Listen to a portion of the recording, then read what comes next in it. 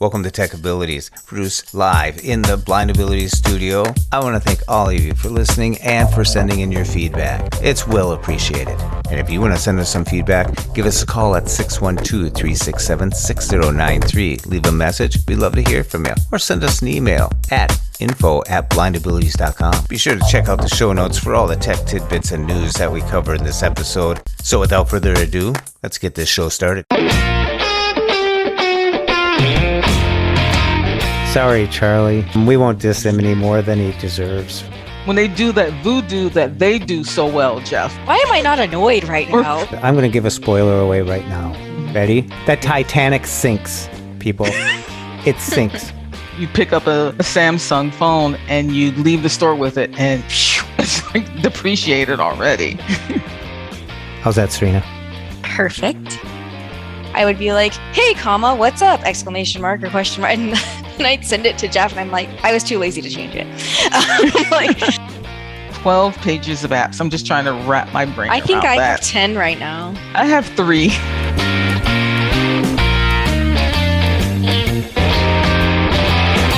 Live from the Blind Ability Studio, I'm Jeff Thompson from Friendly Freely, where the tornadoes are ready to roll through here. And out there in Colorado, we got some fires burning, right, Serina? It feels like our whole city's on fire today. Several fires all around. One a little too close for comfort. We didn't have to evacuate, but it was definitely way too close for my comfort level.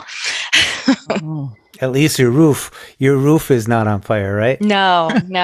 That's good. And we got some big thunderstorms rolling into Miami, right, Callie? Yes, we do, but it's par for the course here in South Florida. And the rainy season starts on Sunday, where every day by clockwork, 3 p.m., there will be a thunderstorm warning. So it's just par for the course down here. We just live with it. Kind of miss the snow just a little bit, just tiny little bit. I honestly do not miss it. I do wish that it would rain a little bit here. I mean, our vegetation is so dry right now. Yeah, we should just do that nutshell game with the weather over our cities. Because, yeah, really. Come on, Miami, get some rain up here. Mm-hmm. I got tornadoes, so I got wind. You got rain, earth, wind, and fire. Really is. It really is. Wow. Did you see the story? A 10-year-old kid ordered $2,500 stuff, and the parents actually gave him the phone without putting on any parental alerts. What do you think, Callie? Well, I think it's on the parents because the child previously had an iPhone, but they gave the child a new one for Christmas, and they did not turn on the parental controls. The previous phone the child had, they did turn on the parental controls. But when they gave the child this particular phone for Christmas, they neglected to turn on the parental controls. And at that point, your child has got access to a whole plethora of things that they can purchase on the internet. So in my opinion, and this is just my opinion, I think it was on the parents. And plus, they didn't even have any credit card alerts, saying that all of these charges were happening back to back to back to back to back. So that's just me. I'm a little surprised that there weren't any, because usually when you purchase something, even on your own phone, it asks you to put in a password of some sort. Surprised because with any app that's on an iPhone, they don't let you purchase within those apps. Like Apple is very adamant about that because they like to take their 30% cut. So I'm surprised that he was able to make a purchase in the first place. He must just have the password, Could be. Eventually, they did get some of their money back and all that, but to tell you the truth, it would have been a shocker. $2,500 and how fast can a kid hit pay? Wow. At least it was only $2,500. That's a heck of a shocker, though. It is. I can't imagine just all of a sudden seeing that amount charged to my credit card at one time. And they were lucky to get their money back because from what I understand, Apple is notorious that once you make a purchase, they ain't giving you your money back. So they were lucky. Yeah. Another thing, talk about losing money real quick. When you buy a Samsung now, they lose their value 3 times faster in 2 months. Just from buying it 2 months later, 3 times faster than an iPhone. I was shocked. So was I. I mean, I couldn't believe, but I guess Apple has got that staying power as far as depreciation. It just doesn't depreciate as much. In the article, and it's in the show notes, and if you want to talk about it more or give your comments on it, give us a call at 612-367-6093. How's that, Serina? Perfect. But the iPhone at 2 months only dropped about 16%. The first month they said it was 18%, but then it's 16% after 2 months. So it had some staying power. But some of the Samsungs were like 45 to 58% cheaper. I mean, is that what they mean by Android phones are cheaper? That's not the kind of cheap that I want to be associated with, because that's just like, you know how they say when you buy a new car and you drive it off the lot, it depreciates right away, like 15%. This is like, you pick up a Samsung phone and you leave the store with it and it's like depreciated already. We've been talking about those AirTags, people being stalked by them and all that stuff. The Australian camera guy was staying in a hotel and his car was broken into. And we needed to find he found him in one of the rooms of the hotel. So he called the cops. Not a very smart criminal. In his camera equipment, he had $7,000 worth of camera equipment stolen. They found his wallet. They found everything all in a room at the hotel. So, that's a good use for it. That's how they should be used, in a sense. I agree. That's what I envision the use case for these AirTags if I were to ever get anything like that. But I'm glad it worked out for him. But $7,000 worth of camera equipment. Number one, don't leave it in your vehicle. Take it into your hotel with you. Exactly. I'm glad he was able to get it back, but hopefully lesson learned. And your wallet too in the car. Like, why was your wallet in the car? Like that? Yeah. Did it fall out and you didn't know it was there? Like that's what happens when you're down under. They're so trusting. Yeah. They need to come to America. We don't trust anybody here. Yeah, bring your AirTags. Lots of them. Really? Speaking of lots of them, 512 people on a WhatsApp group call? What? No, thank you. 512. Wow. I can barely handle like 5 or 6 people in a group text. I couldn't imagine 500. Because I've been part of those big groups that have only had like 118, 120. And I don't even use WhatsApp anymore because they are so exhausting. And now anybody can share your stuff and get your number and give you messages and all that stuff. I think the privacy, the autonomy of it is gone because I keep getting these messages like, hey, what's up? Who the heck are you? Wow. Veronica. And to all those Veronicas out there, I'm sorry I just made that up to protect the innocent. I think I'm the only person. I've never downloaded WhatsApp to my phone. I don't have a need for it. Like I know friends who use it because they have family members that are out of the country. And so it's a great way for them to communicate with those relatives without incurring costs. But I don't know what WhatsApp is besides that use case. So I can't imagine why you would have up to 512 people on a WhatsApp text. Is it a text group, Serina, or is it like our voices? Can you actually speak to people? I don't understand. It's both in a way. So ironically, Mr. Thompson over there is the reason I end up on WhatsApp. And I don't even remember why you had me go on WhatsApp. I don't remember. But I remember the first time that I went on it. And Jeff, you might remember this. You probably have a recording somewhere because you save everything. Most people, especially in the blindness community, use it to send audio back and forth. So the first time I used it, I was doing the audio. And I was just so used to when I'm on my phone doing audio, I would be like, hey, comma, what's up? Exclamation mark or question mark. And I'd send it to Jeff and I'm like, I was too lazy to change it.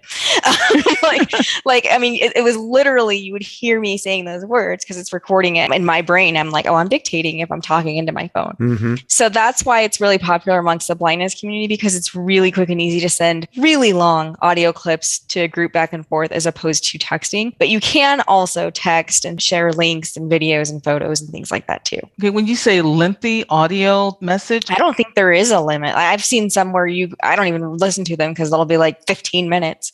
Oh my goodness. Okay. Oh, I guess on my iPhone with iMessage, I presume there's a limit as to how long I can record an audio text message. I belong to a beta group that's on there and it's kind of neat because it's pretty quiet. And then when a new beta comes out, you know it because all of a sudden there's 12 messages. But the rule is that you make in a group is no more than 5 minutes. Okay. Because I mean, not that you don't like the people, but it's like, really, I don't have time to go through 5 people, 5 minutes apiece. That's 25, wow. But you can speed the messages up at 2 times. So that's pretty nice. But what I think the real benefit is what you're saying, Callie, is you can make phone calls just like FaceTime anywhere in the world, basically, with WhatsApp. Mm-hmm. That's the way I talk to Marlon down there in Trinidad and Tobago. Shout out to Marlon. Yo, Mars. Yeah, we communicate that way, or we send audio back and forth. Like he'll have a little clip that he wants me to manipulate and put into something that he's working on down there. It's a neat little tool like that. I have cleaned it up. I don't know if I have you on there anymore, Serina. I might have, because after a while the newness ran off. Kind of like Clubhouse. Remember those days? But with some groups that are respectable of time, place, and everything like that. Yeah, most of my WhatsApps that I use right now, after 8:30, 9 o'clock, you don't hear anything. Not that they're all old and decrepit people. I'm just saying that they're more respectful. And that's why I stay on those groups. The other ones get archived and, it just goes on and on and on, some of them. But I'm not knocking You truly anyone. do keep everything like Serina says. You're He does. archiving everything. He does. Gosh. No, I don't. They go on. I archive them and they're basically gone. Then I delete after a while because I realize there's 1,000 messages and I don't need it anymore. So it's gone. So Takes up a lot of space. yeah, I'm only down to about probably 16 different people or groups total. So that's not bad. Okay. Compared to what I could have been. I do archive a lot of stuff, but I do get rid of everything that I can. If I do a podcast or everything, I get rid of everything except for the final workup and the final MP3. Otherwise, I'd have to store all this stuff, and I can't do that. Oh, okay. So you're not a digital hoarder, as I thought you were. Oh, I am. I with my apps, Oh, you are? Okay. because I'm just too lazy to delete apps. I did a neat thing with my apps. What I did was I hid the pages. I put the main ones that I do use on 4 pages. Then I have my library, and pages 5 through 12, yes, 12 pages, Callie, are now hidden. Can you find them again? Oh, yeah. You just go to the library and you have a search, or you ask Siri. I mean, why dig those days of swiping and trying to search for something? I just say the name. So if you realize your apps have been collecting up and you're suffering a little bit of bloat in your pages of apps, well, you can hide them, and it's really easy to do. All you have to do is open up your iPhone on your home screen, go down, and you'll find your pages, like 1 of 4, 1 of 5, 1 of 6, however many pages you have. And if you flick up, go to page 2, page 3, page 4, or page 3 too. Flick up, flick down, either way. I'm going to go to page 4 by flicking up. And this is located about 1 inch above the menu bar at the bottom in the center. Page 1 of 4. So I'm just single finger flicking up. Page 2 of 4. Page 3 of 4. Adjustable. Page 4 of 4. Adjustable. Now I'll show you how to hide page 4. I'm going to single finger double tap and hold on 4 of 4. Started editing. And now I'll single finger swipe to the right down to page 4. Page 1. Visible. Page 2. Visible. Page 3. Visible. Page 4. Visible. Page 5. Hidden. That's right, page 5 is hidden. Page 5 through 12 is actually hidden on my phone. So let's swipe back to page 4. Page 4. Visible. And if I double tap on it, Page 4. Hidden. boom, it's hidden. Now if you want to make changes to this and bring it back, double tap on it, Page 4. Visible. boom, it's visible. So for the demonstration purposes, I'm going to make it hidden. Page 4. Hidden. And in the upper right-hand corner, you'll find the done button. Done. Button. Single finger double tap. Finished editing. Now touch down to the bottom to find out what page I'm on. Page 2 of 3. Adjustable. And with a single flick down, I'll go back to page 1. Page 1 of 3. Adjustable. And as you notice, it says 1 of 3, not 1 of 4, because we hid page 4. Let's check this out by flicking up. Page 2 of 3. Adjustable. Page 3 of 3. Adjustable. Showing up library. No, page 4. There's my library. Okay, so let's go to back to page 3 here. I'm going to 3-finger swipe from left to right. Page 3 of 3. Page 3. Page 3 of 3. Adjustable. Single finger double tap and hold where it says page 3 of 3. Home screen page hiding. Done. Button. Single finger swipe to the right down to page 4. Page 4. Hidden. There we go. It's hidden. Single finger double tap and Page 4. Visible. it's visible. And just to verify, let's go back to the home screen. Let's get out of this. Upper right-hand corner, you'll find the done button. Done. Button. Single finger double tap. Finished editing. I'll swipe up from the bottom. Messages. Now touch down to the bottom to find out what page I'm on. Page 1 of 4. Adjustable. And as you notice, it says 1 of 4 now. So let's proceed by flicking up. Page 2 of 4. Page 3 of 4. Page 4 of 4. Showing at library. There's my library. At library. Search field. Notice there's a search. So if you ever get into your library and want to do a search, type in what you want to look for. Or just ask Siri and look for that app. So there you go. Hide away as you please. 12 pages of apps. I'm just trying to wrap my brain I think around I that. have 10 right now, Mm-hmm. I have 3. but I have widgets too. So I have some things that take up a lot. Like some of the widgets take up a lot. Like I have a Yeah, Google News half the widget and it page. takes up like half the page. So Mm-hmm. Oh, okay. I haven't been able to figure out widgets. So maybe, Jeff, you can do an iPhone 101 on widgets because I just don't understand them. perfect place to insert it there, Jeff. Yeah, it would be. I think I did one on them, and they're not that bad. Basically, it's like a little area that you just put, like it's a bulletin board. You might have like the latest music and the last 3 songs that you played if you want to do something like that. Or you can have other apps, or you can stack them. Podcasts. Yeah. If you use them, you use them. If you don't, you don't. I'm wishy-washy with them. I don't need them. If I want my weather, I go to my weather. I don't need to find, oh, there's the weather. Oh, what's the weather?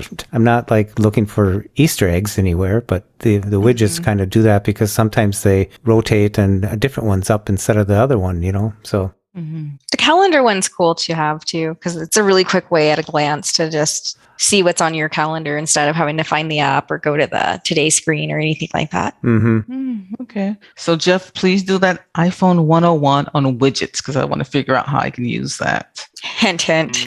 In the MagSafe battery pack demonstration, you heard the readout for the battery widget. In this demonstration, I'm going to show you how I got that battery widget and how to move or locate the widget where you would like to have it on the screen. So let's dig in. With the focus on one of the icons on my home screen, Messages.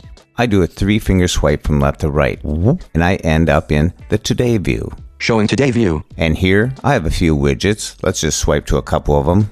Calendar. Widget. Saturday, December 11th. Okay.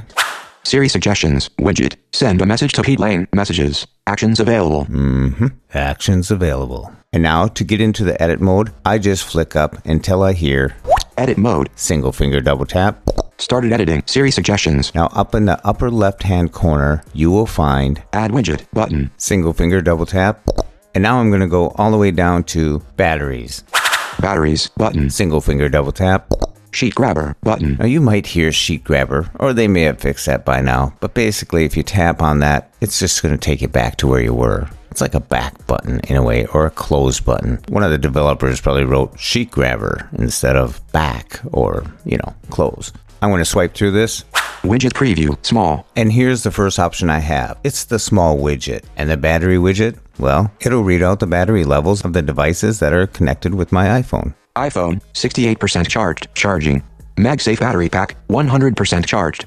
Jeffrey's Apple Watch, 100% charged. Charging. So when I swipe past this, I'll come to Page 1 of 3, adjustable. 1 of 3. And by flicking up, I can go to the other options for the size of the widget. Adjustable. Adjustable. That's the key word. So if I flick up, I'll go to page 2. Page 2 of 3. Now when I switch pages, I just touch just above here, about an inch up. You can also swipe to the left a few times, and then come back and flick to the next page. Widget preview, medium. Jeffrey's Apple Watch, 100%. If I flick up one more time, Page 3 of 3. Widget preview, large. the large widget. But they all say the same thing. iPhone, 68% charged. Charging. MagSafe battery pack, 100% charged. Jeffrey's Apple Watch, 100% charged. Charging. So, with respect to real estate conservation, I'm going to go with the small widget. Same information, less space. So, by flicking back, I'll go back to the small one. Page 3 of 3. Page 2 of 3. Page 1 of 3. Widget preview, small. Add widget, button. Single finger double tap. Batteries, is editing, widget. Actions available. And at this point, note it said actions available, so I can flick up. Drag batteries. I'm going to stop here. Drag batteries. Single finger double tap. And now I'm going to explore my screen. And what I mean by exploring is I can swipe around or drag my finger around and listen to where I am on my screen. I'm going to move this up a little bit and put it right after weather. Widget dictionary is editing. Widget contacts is editing. Widget calendar is editing. Widget weather is editing. Okay, I explored the screen a little bit and there's weather and I want to drop it right after it. So I'm going to flick up. Cancel drag. I get some options. Drop batteries after weather. Drop ready. And then single finger double tap. Drop complete. Row 5. And now my widget is ready to use and it's where I want it. Batteries is editing. Since we're still in the edit mode, let's flick up. Drag batteries. Keep flicking. Delete. Stop editing apps. And there we are. Single finger double tap. Finished editing. Done deal. And here's my small form factor of the battery widget. Batteries, widget, iPhone, 68% charged, charging. MagSafe battery pack, 99% charged. Jeffrey's Apple Watch, 100% charged, charging. And that's a process for moving your widget around on your screen. You can do that for icons as well. And if you wanted to move it to a different page, once you're in that drag mode, you can do a 3-finger swipe left or right and switch pages. Drop it on another screen. You decide. And if you want to check out the entire iPhone 101 Quick Bite series, you can click on the link in the show notes and be sure to subscribe to the Blind Abilities podcast. That's 2 words. And Blind. speaking about weather, because you were talking about dark sky, I will miss that app when it goes away at the end of the year. Oh, is it going away? Yeah. I never used that one. Yeah. I think it cost me $2.99 or something like that. It's such a great weather app. And it's always ahead of the native weather app, which is odd because they're both now owned by Apple. Apple owns Dark Skies and the native weathers, but Dark Skies is always right on top. It will alert me, rain starting soon here in Miami. And then while I'm getting in the midst of the downpour, the native weather app will say, it's going to start raining where you are. And I'm like, thank you. Thank you for that. Thank you for that. Good thing I wasn't outside. Really. So Dark Sky is always ahead. So hopefully Apple would integrate that technology somehow into the native app at some point, because I really will miss Dark Skies. My Amazon devices and my Ring devices, they all send me messages too. So lately we've been having tornadoes like the other day, and now tonight I just get them left and right. It sounds like I'm in a science fiction movie. All of a sudden, ding, ding, ding. I want to make sure you know. I know. Later on, the weather app will say, Jeff, that was a tornado. Oh, gee. But speaking about past tense, what about the iPod Touch? Serina and I were just playing. I just had mine out the other day. We were just talking about it the other day. Yeah, and we were finding these old apps like News. What was the News one called? Oh, it was like Newsstand. And we were like, Yeah, what in the world? It's kind of going through memory lane. And poof, after 20-some years, 22 years? I mean, the writing was on the wall for it, though. Like, it's been built into the iPhones for how long now? Yeah. When's the last time you know someone that bought an iPod? Well, today, because Apple is sold out. Well, yeah, because people think that they'll be collector's items, is what it is with that. Oh, yeah. They're not going to use them, though. 20-some years to collect them, and now's the time. It's like, hey, you guys want to buy some Beanie Babies? Oh my gosh, my mom has so many Beanie Babies. I will miss the iPod Touch, though, because, ironically, almost 9 years to the day in 2013, I was on a trip to Italy. And at that point, I only had a flip phone, and I didn't take it to Italy with me because, of the charges and roaming charges and all of that other stuff. But I used my iPod Touch. It was my workhorse. I had the iPod Touch and I had a Canon SureShot camera with me for taking pictures. But most of my pictures were shot with the iPod Touch. I was able to use the free Wi-Fi that was available all over Italy to upload pictures to Facebook and to message back home using the Messages app. It was my workhorse. I mean, I used it to listen to Rick Steves' Italy when I was doing walking tours on my own. It was a workhorse, and I will miss it. I don't have it any longer. I had a pink one, but after I got my iPhone, I gave it to my next door neighbor's child, who was too young at that time to have an iPhone proper. So the iPod Touch was a way for that child to get online and do other things. Yeah. Did you turn on parental control? Just curious. I wiped it and it was no longer mine. So whatever they did with it after that is like not my problem. But that child now is like 18 and is graduating from high school next month. Well, the Apple stores are all sold out of them. And there's a link in the show notes. I don't know how long this will last, but there's some at Walmart, Targets, and Best Buy. So they're like cleaning out their stock. When was the last time an iPod Touch was even made? Like, how old are these models? 3-4 years? The last ones were made in 2019. That's when they... so that would be about 3 years. Okay. Yeah, the 7th generation was in 2019. Well, Apple is boosting the trading credit on some of their devices right now, and I think this is all before the June 6th WWDC. Is it? You said it right. I was just wondering. You're perfect. Wow. Don't doubt yourself. You're perfect. Oh, man. What is it? Wiz? Yeah, W. Stay well, stay informed, stay strong. God, I'm getting them all right now. The WWDC in June 6th. So I think this is to inspire people to trade in their stuff. You can trade them in for value on something you're going to purchase, or you can get a gift card from Apple for the price. And they're putting it up about $5 or $10 more than you would normally get. Yeah, but on top of this, Jeff, a couple of weeks ago, Apple reduced the value of your trade-in. So this little uptick is just like to probably try to get some people who may be on the fence or who don't know better to just go out and get something right now. Because as you guys know, I was going to trade in my MacBook Air. And at that time in January, the trade-in value for my MacBook Air, and it's a basic MacBook Air, it's like 256 gigabytes of storage and 8 megabytes of RAM. The trade-in value was $505. And a couple of weeks ago, that same MacBook, the trade-in on the website was $470. So it already went down. So giving me, 5 or 10 extra bucks is not gonna, They drop it 80 and raise it up 5 for you. Yeah. So it's not, And I you still should have to feel lick good. that wound. I still have to lick that wound. But if you're going to trade in, do it. Speaking of wounds, you're going to laugh. I forgot to make arrangements for this. I was talking to Charles, or what do you call him? You call him Chucky. And he was like, you just dissed me left and right on the last podcast. And I was like, do you want to come on and defend yourself? And he actually said he did. And I forgot. I can ask him when we're at the end if you want to come on. Oh, that's cool. To defend himself. He's up against you. Because I was mad at him about the tickets and then something else that I... the David Chappelle tickets. And then he would never go see Taylor Swift with you. Yeah. TS. Sorry, Charlie. We won't diss him. We won't diss him any more than he deserves, right? Talking about something that wants to come on and start talking Sonos with a smart device voice, right? It wants to become a smart device too? Or just a talking device? What's going to power it though? Like...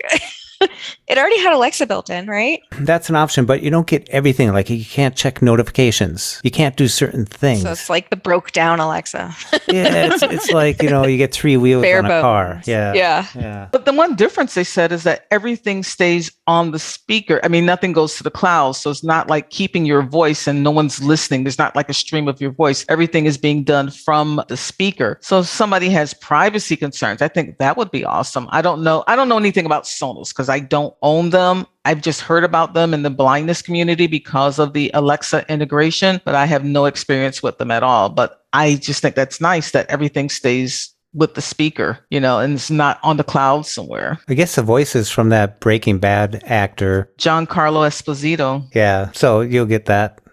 One voice. I don't know. I don't think it's a game breaker. I don't think people are going to throw out their other devices and say, I want that because of that voice. But we've seen where these voices come and go. So who knows? But if you are already a Sonos owner, do you think that person might find it usable? You think it'll be a firmware upgrade? I think it'll be a hardware upgrade. It said it's going to roll out on the current devices by the end of the month. Ooh. I wonder if it'll be all of them because they have so many generations of devices. Yeah, from what I read in the article, you didn't have to buy a new speaker. It's going to roll out on what's out there right now. But like I said, I'm not in the Sonos system at all, so I don't know anything about them. I got them in my kitchen. I got 2 up there. Really good. They are. I just use the voices available. I can put Google or I can put the Amazon device voice in there. So I was going to pay money to have Samuel Jackson. Was that who it was? Yes. Probably.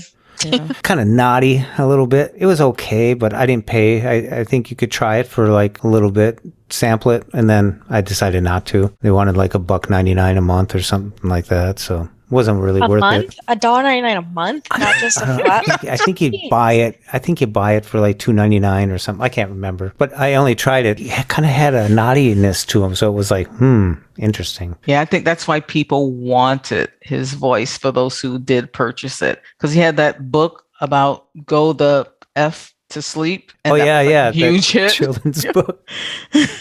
Oh, but you would never catch him on Disney anymore, would you? I don't know. Maybe. Disney outdid Netflix by a long shot. Does not surprise me. No, Netflix, I think we talked about it last time. They were dropping like flies. Mm-hmm. Yeah, Callie. Yeah, I dropped them. My subscription was supposed to renew on May 3rd. I watched the season 7 series finale of Grace and Frankie when it dropped on the 29th. I finished it by all night. Yeah, you did that all night. So I finished it. And then on May 2nd, I went online and I canceled my subscription to Netflix because besides Grace and Frankie, there's not much there that I want to watch. I will go back in September because when season 5 of Cobra Kai drops, I definitely want to go back for that. And that's what I love about streaming. I love the freedom of going in and out of different apps whenever you want to. So I switched out Netflix and subscribed to Paramount Plus, which I'm so enjoying right now. You like Paramount Plus? I do. I'm watching The Good Fight right now in season 4, episode 5, I think. And I added things to my wish list already. And I can just see myself hanging around Paramount Plus for quite a while. Could you tell me the cost of Paramount Plus down to the penny? Not yet, because it hasn't been charged to my account. So I'm waiting. But once it gets charged, which should be this week, because there was a free trial for 1 week that I signed up for. And Serina, today when I logged on to Facebook, I saw you had tagged me on a 30-day. And it was too late. Yeah, Target was doing a 30-day free trial of it. Yeah, it was too late. But I can see myself sticking with this for a while because I've added so many things to it. And there's a lot of audio description on Paramount Plus and navigating the app with my Flex box. And I am going to stay on this island by myself about the Flex box and how accessible it is. And that's from Comcast, right? Yeah, it is so accessible. And I have it running there. And it's just really weird, Jeff. And I think I messaged you guys about how the same app can behave differently on different streaming devices. Oh, yeah. On the Flex, it's fantastic. On the Apple TV, it's good. And on my Samsung TV, The Good Fight season 4 does not have audio description on the Samsung app for some reason. I can get to captions and the audio, and under audio, the only audio that's available on my Samsung app is English US. There's no audio description. So I have audio description on Apple TV and the Flex, but not on my Samsung TV. So I just think it's really weird. But right now I am loving Paramount Plus. Have you guys had any of this trusted friend stuff on Facebook? Seen coming and going, it's these scams? I haven't seen it. I got a weird text message this morning from supposedly PayPal, but it's very clearly not PayPal because the link that it tells you to click on is very suspicious looking. And then who it's from, you can just tell. It's like, there's suspicious activity on your PayPal. And I'm like, well, if there really was, it would have come to my email and it would have been an alert. It would have been totally different. Yeah, people do not click on stuff through your emails and your phone, especially ones with sketchy links. And if you get a trusted friend, could you please send me a code because I'm trying to blah, blah, blah and all this stuff. Don't do it. Don't ever do that stuff because what they do is it gives them a code and they can go in and boom, they're into your account because they're a trusted friend. So like if you lose your password and you get locked out of Facebook, if you have a trusted friend, that friend can help you get back in. Well, if they're not. Is that even a thing? Yes, I've never even heard of it. Yeah. If you go in there, you can set up 3 to 5 people to be your trusted friends. No, that's okay. Just turn on 2-factor authentication. That's not the right word. They even say, please pick a friend that doesn't leave town a lot so they can help you if you get locked out. And it's like, wait a second, what's going on here? I know someone that just got hacked because it was a friend of theirs they haven't seen for a long time. And they said, hey, could you just do this as a trusted friend and blah, blah, blah. And boom, all of a sudden they were locked out of their own account. Because they were in there and that person's posting they spam. Switched the email, they switched the thing, and they do it super quick. Yeah, because they know how to do it. And then they start scamming and sending all through Messenger, because Facebook Messenger connection. They just start sending everything. Hey, I'm in a jam. Can I borrow some money or just hit pay? And so they take over the account and they start sending messages out all over. So people, be aware of scams that happen. If you get anything through an email, I never really click on anything through an email unless it's very trusted. You know what I mean? It's, the difference. Always look at the email address it's coming from. That's how you can tell, because there are like LinkedIn right now is being impersonated and the emails look very legit because you can right click on the address and you can have it tell you the actual web address that it's going to go to. PayPalBobsGarage.com. Yeah. Or if it's random letters and numbers, and then Facebook is never going to email you from facebook.me@gmail.com or just be very, very careful and cautious. The thing about Facebook, you can't call and get a person anywhere. Oh, heck no. Even if you're an advertiser, you can't.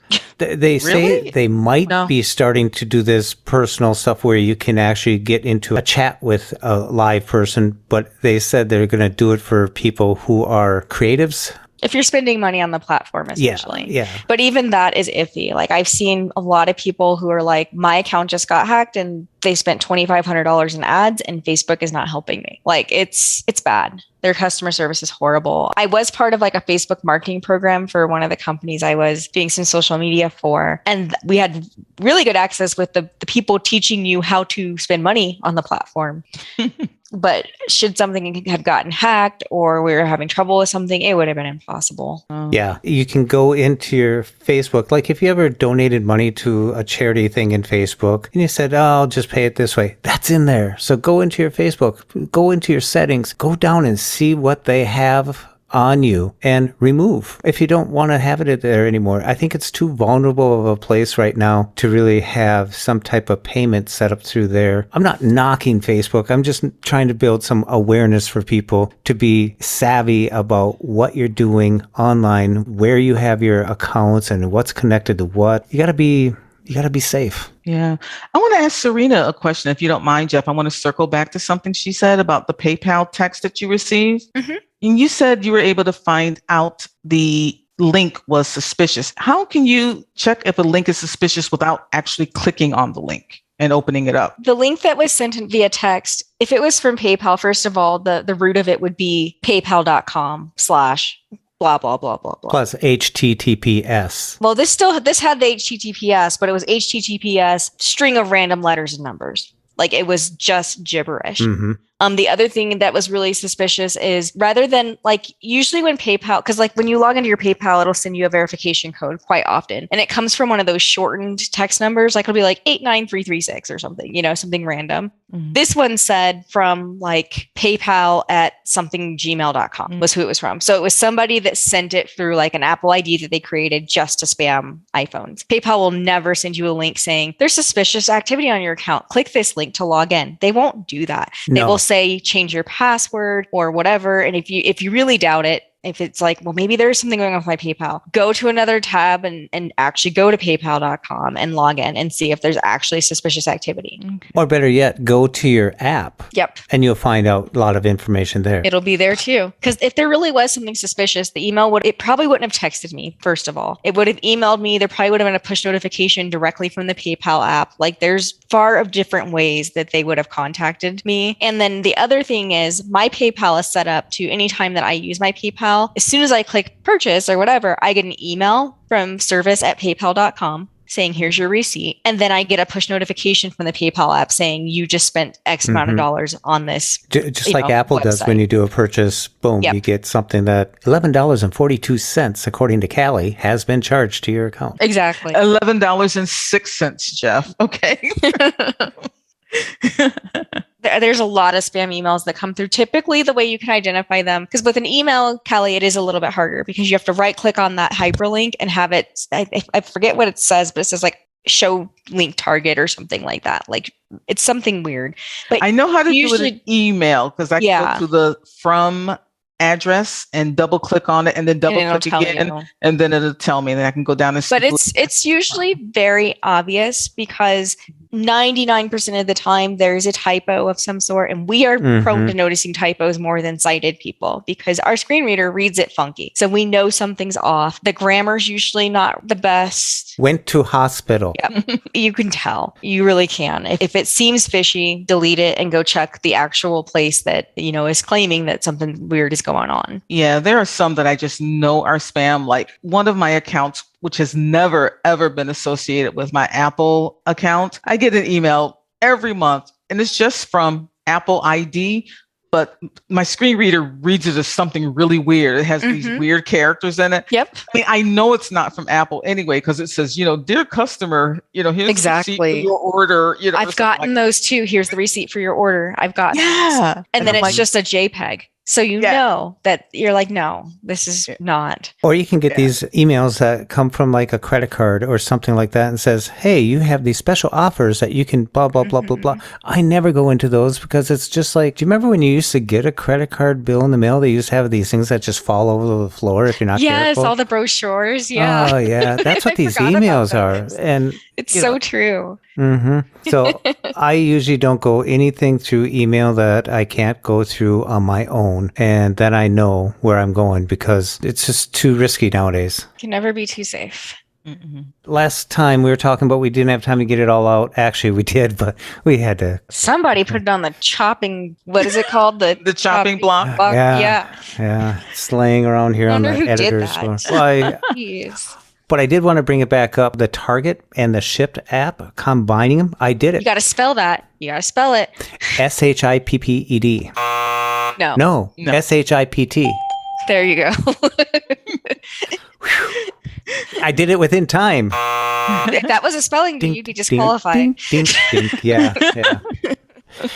You don't get second chances in spelling bees. I love the spelling bee too. Waiting for the script spelling bee to return. If you have your same email address on both apps and you have your phone number in the Shipped one, they will combine automatically. So that's what's nice about using Target and Ship. And you get all the perks, all the benefits and everything, and ship straight from Target. Shipped through Target. Yeah. So I like it. I did it and I couldn't combine them at first because I had 2 Shipped accounts when I went to change my email address for one of them, and I had 2. So I called them up, but they were really good. She says, okay, which one? Okay, let's just, poof. She says it's gone. So now it'll work. It's funny that you say you have 2 because I actually had forgotten this happened until you just mentioned this. When I first tried out Shipped, randomly, I don't know how they did it. Somebody hacked into my Shipped and changed like the shipping address to someplace in like California. Oh, yeah. And I noticed it and I had to call them and they had to completely shut down that account and I had to start a new one. It was weird. I was like, my app says like someplace in California now. And she was like, oh goodness. Like, I don't know how they did it though. Mm-hmm. The mystery. Well, it's like all with the passwords. And like, I know this is not on the agenda today, but about the Google, Apple, Microsoft all getting together so we don't have to like remember all these passwords again. I'm looking forward to that day. I mean, I really am. What is it? You could just drop a piece of blood into a little orifice on your phone or something like that?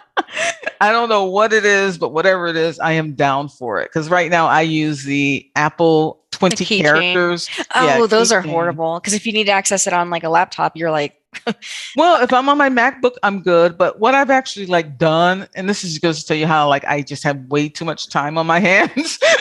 I will sign onto the website on my PC and just input the 20 character password there and have Google save it there also. So I can have it there, because you can go to your passwords and just flick, one letter at a time. And then I just enter it there. So that's what I do when I have way too much time on my hands, at least for my major accounts, that I visit like all the time. I want to have those on Google also. So it's kind of time consuming, but I just feel so much better having the strong passwords. I really do. Until Google, Apple, and Microsoft get together and do that voodoo that they do so well, I'm good. And that's supposed to say when they do that voodoo that they do so well, Jeff. Okay, just when they get together, they do that.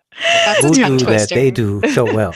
I will be down for that because there's just like so many passwords, you have to keep track of. It seems really weird sometimes, no matter where I go, I get Apple that pops up and says, hey, we can give you this perfectly great password, blah, blah, blah, blah, blah. And then you go to the next thing and it says, and then you want to back check and it pops it up again. It's like, oh, shoot. Do I want to, you get in that loop, it's like, okay, I hope those are the same, but even some of them say this password won't work because it's supposed to be, I had this one that says like 8 to 16 characters. Well, come on, Apple, you're supposed to know this stuff. Why'd you give me 20? And then seems fine. But what they've changed in the passwords, when you go to your passwords and you get in there, it gives you, 20 characters, but you have to go back and double tap it. And then it says you can copy it. So you don't actually have to go through each letter. That's kind of neat. Oh, really? I haven't realized that you could copy the passwords from... Yeah. Go to your settings, go down to passwords, and when you get in there, then you'll swipe and say you find, let's say, we've been talking about Chucky. Let's say Chuck E. Cheese. Say you have a Chuck E. Cheese app. Nothing against Charles, and it'll say your username, and then you'll swipe password, and it'll say 20 characters. But if you swipe back to where it says password, and you double tap that, then it'll show you the characters. And it'll say copy password. So it's kind of neat. Okay, I will have to... You have to go exploring. I will have to go exploring with that. But Apple does do less than 20 characters because there's one particular account that's 15 characters. That's an Apple strong password. Because this particular website would only go up until 15. And it was smart enough and it did a 15 character password. I would love to do a 128 character password one day. But what an API is, Callie, you mentioned that on the last podcast. I heard it when I was editing it. API stands for Application Programming Interface. Like Twitter used to have an API, so all those other companies could have all those Twitter things. Then remember when they switched it and they said, no, you can't. They still haven't fixed it. Well, yeah, they fixed it so that people couldn't use it. So Twitter was taking back their control. Hopefully your buddy Elon fixes it. So that's why I don't get notifications on Twitterific from Twitter. Because they removed the ability for other apps to do push notifications. They tweaked the API, I believe. Okay. It's obnoxious. Yeah, because I would love Twitterific is amazing. I love Twitterific. Yeah, Twitterific is great. I want to check out the Spring app though, because I'm hearing people talk about it, but I don't use Twitter enough to do it. I do enjoy Twitterific though, whenever I am on Twitter. I'm like nodding like you can see me, Callie. It is on Twitter, but I had deactivated my Twitter account for like 2 days because I just wanted like a break. And it was just like, Twitter Blue's been deactivated. You did? You shut it off? I saw that coming. I knew you were going to keep that. Well, I still have it until it expires. They're not going to give you a refund, but I did it so it expires, and that's good. I tried it, but I went into the Twitter settings, and you can go into those settings. You can turn on a lot of different things, and you can have what you want down in your menu bar. Like you were saying, there's so many options that, dig into those settings, people. Dig in, because there's some options that you can really tweak, especially in Facebook. I think the settings in Facebook is like, I don't know, War of the Worlds. I don't know. It's on and on and on. Mm-hmm. Well, I definitely want to tweak my Twitter settings because there are just some things I don't want to see. I kind of like want to make my social media a happy place to be. I don't want to get on there and just feel like I need to take a Xanax afterwards. You can put keywords. I think you have I know you have Wordle muffled on there. Yeah, and I'm just still trying to figure out what the difference is between muffled and muted. Because even though I have Wordle, I think it's muffled, I'll still see a tweet from somebody about Wordle. It just won't show the tweet. The tweet will still be there, but it'll say, this tweet has been muffled. Mm-hmm. Yeah, like, okay, so if it's muted, you won't hear it. But if it's muffled, it'll say, oh my goodness. Oh my goodness. I think it's just a difference in terminology, because I think the muffled terminology is a Twitterific thing specifically, honestly. But I don't know. It's confusing. I like it on Facebook where you can just unfollow certain things altogether. Yeah, that's fantastic on Facebook. But then I forget, like I've unfollowed something or someone. I'm like, why am I not seeing posts from this person or this group? Or why am I not annoyed right now? or this organization? I'm like, oh, and then like once I go follow that person, group, or it's immediate. It's immediate, and then like I get like everything they've posted from like the past like week, it becomes like too much, and I just go back and unfollow. I have some people that I've unfollowed because they're just very divisive with the things that they post, and I'm like, I don't need this in my feed. Yeah. One thing that I really look for, because due to blind abilities and some other things, when I get these follows, Kim J 769643272, just follow. Now, were they the 76359 number of persons that have that Kim J? I mean, I'm seeing so many, because I'll get like 10, 15 a day. Those are usually the spam people that will then randomly comment very inappropriate things on your posts when there's numbers in them like that. I hesitate that. I hesitate the people like in Facebook that have 7,652 groups. It's like, really? Did you know you can only have 5,000 friends on Facebook? Oh, okay. Really? I didn't know that. I've seen where people request, and I feel like mine's like 350 or something. Mm-hmm. It's not a ton. I'm like, how does somebody have 5,000 friends? Like, do you literally friend everyone you see? Like, I don't understand. Yeah, Facebook, I just don't accept everybody's. Like, I got a friend request from somebody. I'm like sitting there like, do I know this person? I do. Because it said we had like X amount of friends in common. And like I messaged some of my friends, like, who is this person? Like, oh yeah, they worked there like 20. I'm like, I don't know this person. It's just, I'm just like, no. Ignore. Sometimes I'll just leave them in there so that they don't see that because eventually they'll see that like they won't be notified that you ignored it, but they'll be like, oh, I sent you a request. What happened? And they'll send it again. So the ones that I don't want to accept, sometimes I just leave them pending. Because our community is notorious for just randomly friending you. Mr. Thompson over there seems to know everyone. So I get a lot of random requests from people that I don't actually know. Yeah, my personal Facebook, I just don't want anybody in there who I really haven't met face to face or at least talked to on the telephone, and we've had conversations. Those Yeah. LinkedIn is different though. LinkedIn. Yeah, LinkedIn. That's a free for all. Yeah. Mm. Biggest thing that screens me out is when they put their hometown and it's like my place. Something smart aleck. Yeah, smart alecky. And then they know one other group that I'm in and they have 760 other groups. It's like, okay, you're too busy to be here. I like it when it says blocked from one other group you manage. Like, you're not going to be in this one then. Yeah, I must have blocked you for a reason. It makes it easier. Especially when it says that they just joined today. Yeah. Those are the ones I typically do not allow in the groups. Yeah, they're just trying to get started and they found me. Mm-hmm. So, Mr. Thompson, how come you have not accepted my join request for Blindability yet? Wow. What request? Wow. The funny thing is that I'm a moderator of that group too, Callie. I just never look at his request. Did you reject Callie from the group? Of course not. I'm just kidding you, Jeff. I'm just kidding. Yeah. Now he's like scrambling. No, I look over to Serina. Serina looks at me and we're like, I didn't do it. I honestly don't moderate that one for you, Jeff, because I don't know what your parameters are for the posts and stuff. So I let you do it.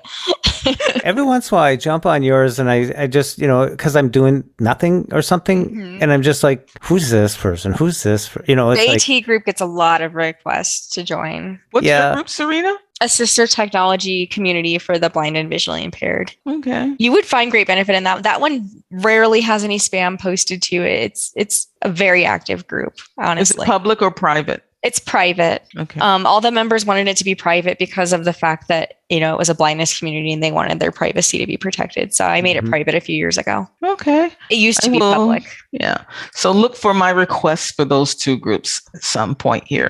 I'll join in. Now, let's hesitate before we don't care. I know, really. Make her work. And are you in the audio description discussion group already, Callie? I am not, because you should really join that one. I enjoy audio description, but I'm not like hardcore about audio description. A lot of it is just people posting like, "Oh my gosh, this title got audio description." Like it's a good mix. Callie, get off MySpace finally, will you please? No. Join up the Facebook. I do follow audio description on Twitter, and I always get good information. Like the day that they announced that the Lord of the Rings trilogy had audio, that I sat down, I watched that, and then they announced The Godfather has audio description on Paramount Plus. I'm going to watch that, even though I know that movie inside and out, so I can just follow that movie along. But I think it's exciting for some of the older films that I'm used to seeing. And this could be me. I don't get as much joy watching something new with audio description as I do with something that I remember and I can see visually in my head. That could just be me, but I'm having a hard time following anything new, especially theatrical movies with audio description with something that I've never seen before. So I always harken back to something that I remember seeing and that I thoroughly enjoyed. And if it has audio description, I'll go back and I'll watch it. Reminds me of that country song, "Tonight I'm sitting alone, digging up bones." Where do you find these references, Jeff? What is that? Digging up memories, digging up, old movies when you see an old movie, but you got audio description now, so you get it told to you in a different way. It's not, it's not the exact movie as you remember it. Have you noticed that through time, you enhance movies the way you really like them, and then when you see it again, you go, oh, wait, I thought it was, okay, yeah, Yeah, I watched The First Wives Club on Paramount Plus with audio description. Even I've seen that movie several times. There were some nuggets in there that I didn't, get when I saw it when I had vision. So I appreciated that. And This Is Us, I'm going to start crying right now because as it's nearing its end, there are only 2 more episodes left. I know. And the audio description for this show has been amazing. I'm so glad they added it. You are so you're gonna go ahead, just give me the evil eyes right now. We're watching This Is Us and we're way behind. I just watched the episode where Jack showed off. Died in the fire? Well, that was a long time ago. Where little Jack walked himself to the park when he really wasn't supposed to. Oh. And I was like, but look at how good his O&M skills were. I know. And that I'm scene like- where little Jack was crossing the street, I was just like on edge. I'm like, He is did a he good going to job. make it? I was like, no. But I know it sounds horrible, but Callie, I feel like I'm just ready for it to end. They are dragging this out unnecessarily. Like it's like they didn't have any more story to tell. But they I were like, don't well, So and I'm just so bored with it. no, I don't think so. And since you are behind, like the episode, not this week's episode, but the previous week's episode, I was in a ball of tears on the sofa. And like I was messaging with a friend afterwards and we were digesting it and we were just both just started like, crying about it. It's just, I just want it to be done. I'm so done. I know so you ready. don't want to talk about spoilers, but I'm going to give a spoiler away right now. Mhm. Ready? That Titanic sinks, people. It sinks. Watch that movie. I was so lost in that movie halfway through. All of a sudden I saw icebergs ahead, something like that. And I nudged my friend next to me. I said, oh, this ship's going down. And I looked back at the movie and I got lost in the movie again. And he nudges me. He goes, it's the Titanic, idiot. Jeff, your sense of humor. No, but that's It does have audio description now. Though. That's how good some movies are. You just get into the movie and it's like you forget the reality of, of course, the Titanic. I mean, who went to that movie thinking it doesn't sink? Mhm. Me. You just want to see how it gets there. You just want to see how he makes that happen. It was like when I saw the Star Wars, the second trilogy, and I sat through the last one, the ones that George Lucas directed, Star Wars 1, 2, and 3. I hated all three of them, but I sucked it up and I saw each and every one of them because I had to see how Anakin Skywalker became Darth Vader. I had to just suck it up and do it. But I will never watch that trilogy again. That was the only reason I hung around for that. So I know we're going to get the answer here, and I have to go and. That's a big commitment. It was. Because those aren't short movies. No, but what movies are short nowadays? Back in my day, a movie was like 90 minutes and you were in and out. Like now they're 2.5, 3 hours long. Yeah, It's the like, Batman was like almost 3 hours long. That's why Charles didn't see it in theaters because he was like, I can't sit there for that long. Where is Charles? We got to talk to him. He can't sit that long either. 2 lemonades, 2 popcorns. Because when I drink my Coca-Cola or my Pepsi, depending upon which movie chain I'm visiting, even your small cola is like 32 ounces, so Nothing's small anymore. Yeah.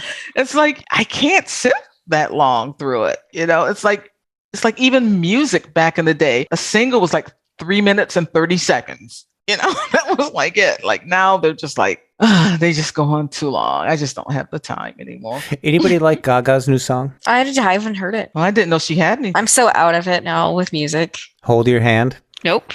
No. Well, Serina, you're our go-to person for what's new and happening with music, lady. If it's not Taylor Swift, Halsey, or Olivia Rodrigo, I can't help you. Really? Olivia. Okay. Olivia Rodrigo? You know who Olivia Rodrigo is? I know she Driver's did driver's license? license. Yeah, She I know got a that new one out? Well, I shouldn't say No, I know that I don't song. think there's anything new out because her album is not that old. She won like 2 or 3 Grammys though. It's kind of cool to watch her achieve that because she's only like 17. Wow, that's amazing. Like I said in the last episode, creatives, I'm very jealous of them and envious of them. I think they are a special breed. I really do. Mm-hmm. And I'm excited because in November 1st, I'm putting it on my calendar. Bono is writing an autobiography and it's going to be released on November 1st. And I'm hoping it's going to be in an audiobook format. Oh, I bet you it'll be on Audible with his voice. You remember what I said they say in England about Bono, right? Yes, you don't have to say it again. You don't have to repeat it again. Okay. Leave my boy alone. He just turned 62 the other day. His birthday was May 10th, though. You might be a super fan, Callie. I am. I am. I just really love them. It's like when you've been in love with a group for 40 years, it's like, like I said, when I'm in the nursing home, I'm still going to be rocking out to them. And for the listeners out there who may have missed it, God doesn't walk around England thinking he's Bono. You just had to get it in there, didn't you? You had to. Why do you hate? Just Why do pour you salt. hate my voice so much? Bono Why? and the guitar player, what's his name? The Edge. The Edge. They Real just name played is Dave Evans, though. David and the Edge and Bono were in Ukraine doing a concert. Yes, I And they saw played that. on acoustic Twitter. with a pop star from Ukraine. And they did it for 15 minutes, and that guy got down, went back to the front lines. Yeah. Just something really neat that people are doing that. So Serina, when you hit 60, we'll see who you are listening to, because they basically say the people. It'll probably still be Taylor Swift. It probably will be, because they say that the singers and the songs that you like when you're 33 or 34, that they stick with you for the rest of your life. Mm-hmm. That's what they say. And for me, it has, it's been true. It's been true. Well, if you all have some favorite songs that you want to stick with you for the rest of your life, give us a call at 612-367-6093. Let us know what song has stuck with you for the rest of your life. Well, who knows? Because the rest of your life isn't till then. Until it's over. You've gotten real philosophical over there, Jeff.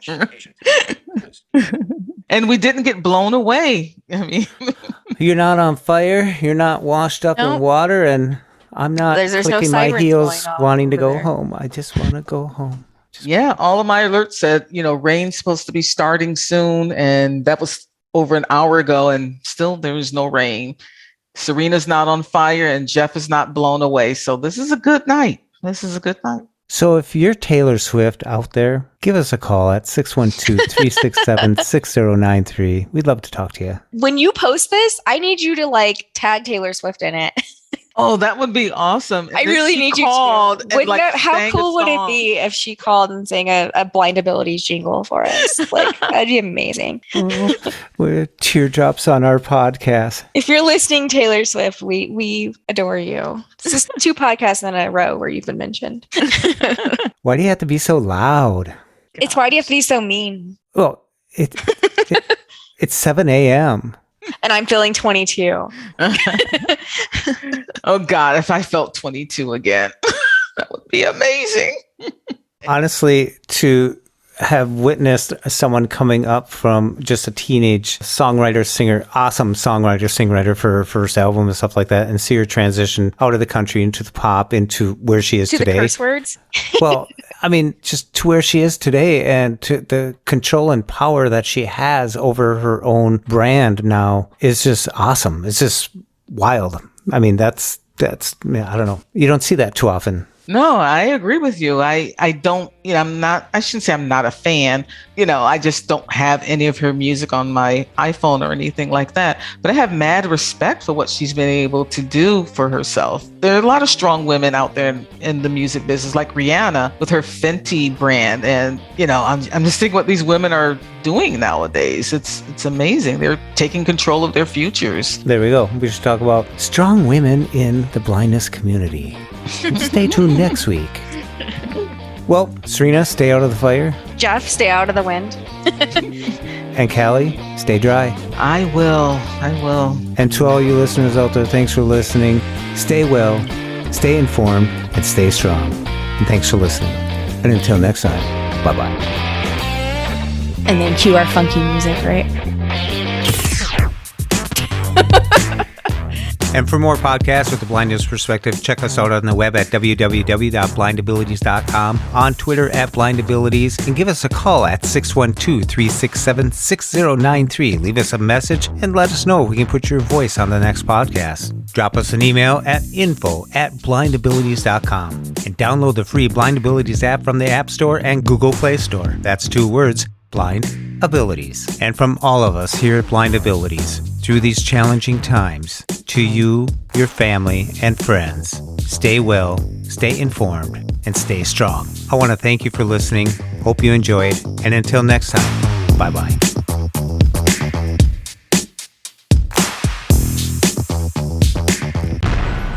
When we share what we see through each other's eyes, we can then begin to bridge the gap between the limited expectations and the reality of blind abilities. The realities of blind abilities. Blind abilities.